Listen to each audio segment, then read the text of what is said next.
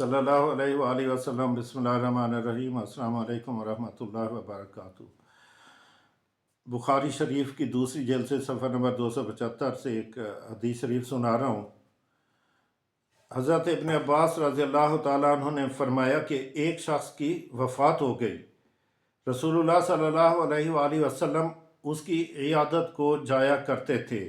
چونکہ ان کا انتقال رات میں ہوا تھا، اس لیے رات ہی میں لوگوں نے انہیں دفن کر دیا، اور جب صبح ہوئی تو نبی کریم صلی اللہ علیہ وآلہ وسلم کو خبر دی۔ آپ صلی اللہ علیہ وسلم نے فرمایا، مجھے بتانے میں رکاوٹ تھی؟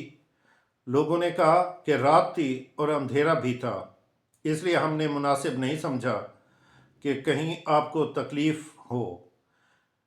پھر نبی کریم صلی اللہ علیہ وآلہ وسلم اس کی قبر پر تشریف لائے اور نماز پڑھی، صلی اللہ علیہ وآلہ وسلم۔